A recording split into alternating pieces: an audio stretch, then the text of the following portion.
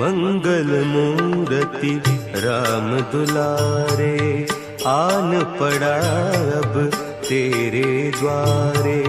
हे बजरंग बली हनुमान, हे महावीर करो कल्याण, हे महावीर करो कल्याण।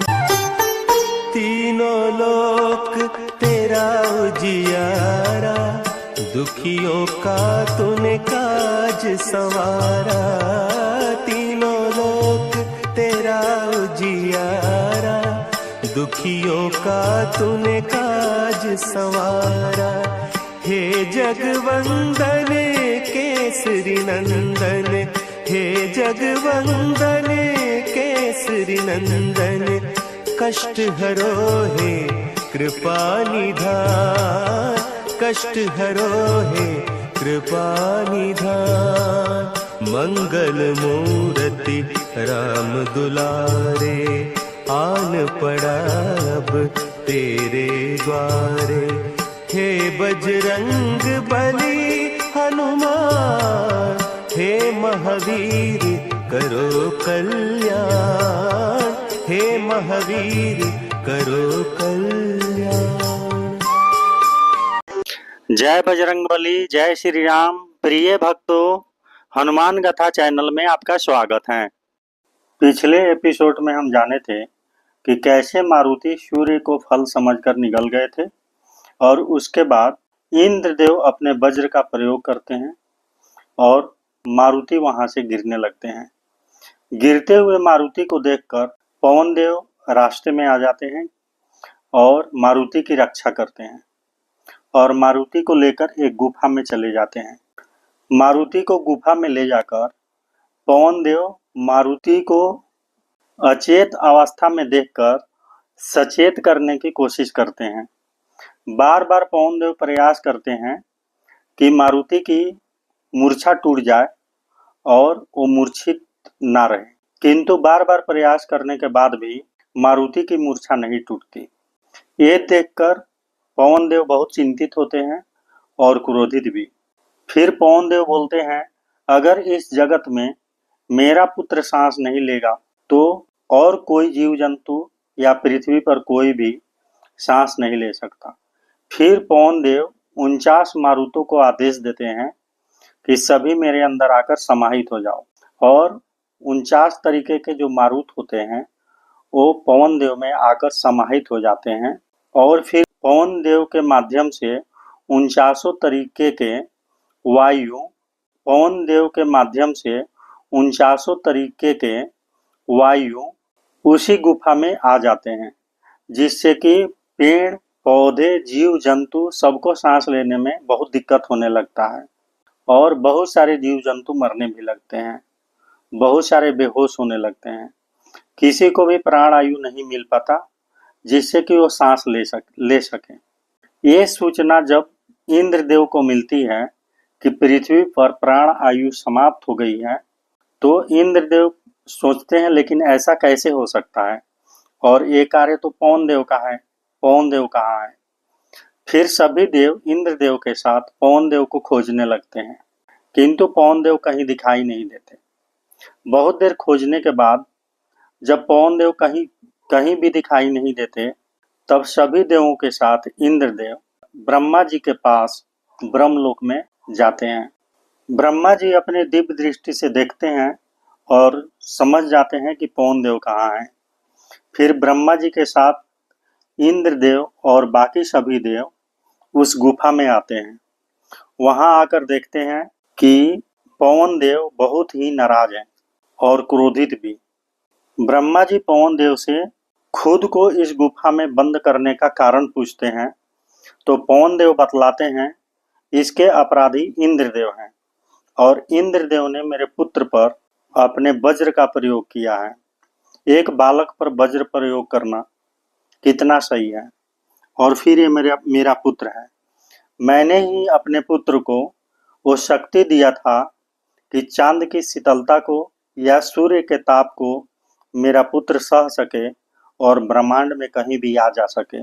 फिर भी इंद्रदेव बिना सोचे समझे एक बालक पर वज्र का प्रहार किए और इसलिए इंद्रदेव अपराधी हैं। इधर मारुति को अंजन प्रदेश से गए हुए बहुत देर हो चुका होता है और जब अंजना मंदिर से आती हैं तो देखती हैं कि महल में मारुति नहीं है। पहले तो अंजना सब जगह मारुति को खोजती हैं, किंतु जब मारुति नहीं मिलते हैं तो वो बहुत देर खोजने के बाद बहुत बेचैन हो जाती है और फिर भी मारुति के नहीं मिलने पर अंजना बेहोश हो जाती है। केसरी जी राजवैद्य को बुलाकर अंजना का उपचार कराने लगते हैं। फिर ब्रह्मा जी अपने शक्ति से मारुति को सचेत कर देते हैं और मारुति उठकर बैठ जाते हैं और पवन देव मारुति को बतलाते हैं कि ये ब्रह्मा जी हैं और ये सभी देवगण हैं, इनको प्रणाम करो। फिर मारुति ब्रह्मा जी को और सभी देवगणों को प्रणाम करते हैं। इंद्रदेव फिर मारुति को वरदान देते हैं कि आज के बाद मारुति पर किसी भी वज्र का कोई प्रभाव नहीं पड़ेगा, इसका अंग प्रत्यंग वज्र के समान हो जाएगा। वज्र के समान शरीर होने के कारण आज से मारुति को बजरंगबली के नाम से भी जाना जाएगा। फिर ब्रह्मा जी मारुति को वरदान देते हैं कि तुम्हें कोई भी श्राप छू नहीं पाएगा, युद्ध भूमि में कोई भी तुम्हें परास्त नहीं कर पाएगा, कोई भी अस्त्र या शस्त्र तुम्हें नहीं मार पाएगा, तुम अपनी इच्छा के अनुसार अपने शरीर को छोटा या बड़ा कर पाओगे। अग्निदेव वरदान देते हैं कि संसार में जितने भी तरह के अग्नि होते हैं, जैसे ताप अग्नि, जठराग्नि और भी जितने भी तरीके के अग्नि होती हैं, कोई भी अग्नि तुम्हें जला नहीं पाएगा।